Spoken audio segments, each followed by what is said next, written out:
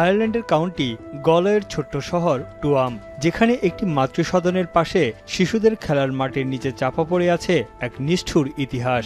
পুরনো সেই মাতৃসদনের একটি সেপটিক ট্যাঙ্কে গণকবর দেওয়া হয় ৮ শতাধিক শিশুকে, যাদের মৃত্যুর রেকর্ড থাকলেও নেই কোনো সমাধিফলক বা স্মৃতিস্তম্ভ।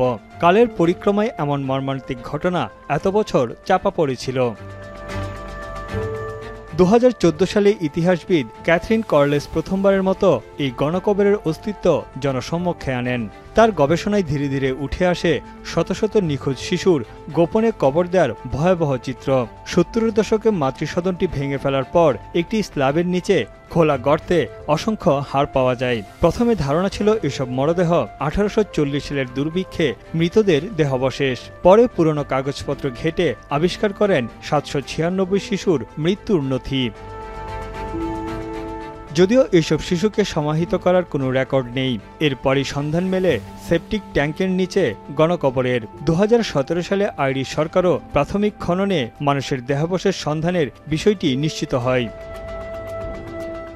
1925 থেকে 1961 সাল পর্যন্ত এই স্থানে ছিল saint Mary's mother and baby home. মূলত অবিবাহিত গর্ভবতী নারী ও তাদের ভূমিষ্ঠ সন্তানদের এখানে রাখা হতো। অনুসন্ধানে জানা যায়, তৎকালীন আয়ারল্যান্ডের কঠোর সামাজিক ও ধর্মীয় অনুশাসনের কারণে বিবাহিত গর্ভবতী নারীদের সমাজ থেকে আলাদা করে রাখা হতো। নবজাতকদের মায়ের কাছ থেকে বিচ্ছিন্ন করে রাখায় অপুষ্টি, অনাহার ও বিভিন্ন রোগে মারা যায়। পরে তাদের ঠাঁই হয় এই গণকবরে। সম্প্রতি আনুষ্ঠানিকভাবে এই গণকবরের খনন কাজ শুরু হচ্ছে। অন্তত 2 বছর ধরে চলবে এই খনন কাজ। পরীক্ষা নিরীক্ষার মাধ্যমে চেষ্টা চলছে শিশুদের মরদেহ শনাক্ত করার কাজ। There's only one place where we know for sure that there are human remains, and that is in the memorial garden in these subsurface multi-chamber tanks. So that's all that we know, is that there are human remains in each of them.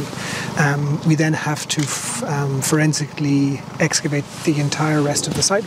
এই আশ্রমে গর্ভবতী নারীদের উপর অমানবিক নির্যাতনের অভিযোগও পাওয়া গেছে। তাদের গর্ভে জন্ম নেওয়া এইসব শিশুকে মনে করা হতো আবর্জনা। জীবিত বা মৃত সব অবস্থাতেই এইসব শিশু ছিল অবহেলিত। There's 9,000 children lost in the homes in Ireland, and that's only the ones that were examined. So Tuam is the tip of the iceberg, and we do hope that every child's voice is heard. They were sentient beings. খনন কাজে আইরিশদের সঙ্গে যোগ দিয়েছেন যুক্তরাষ্ট্র, Colombia, Spain, Britain, Canada ও অস্ট্রেলিয়ার বিশেষজ্ঞরা। এটি খুব জটিল প্রক্রিয়া, কারণ ছোট ছোট হাড় মাটির সঙ্গে মিশে গেছে, তাই ছেলে মেয়ে আলাদা করাও কঠিন হয়ে দাঁড়াবে।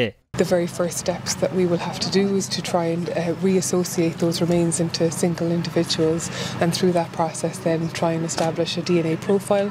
বহু বছর পর অবশেষে এ বিষয়ে উদ্যোগ নিয়েছে আইরিশ সরকার। এটি শুধু একটি শহরের ইতিহাস নয়, গোটা সমাজ ব্যবস্থার এক নিষ্ঠুর উদাহরণ, যা এতদিন চাপা পড়েছিল মাটির নিচে। তানভীর জনি, এখন বিশ্ব।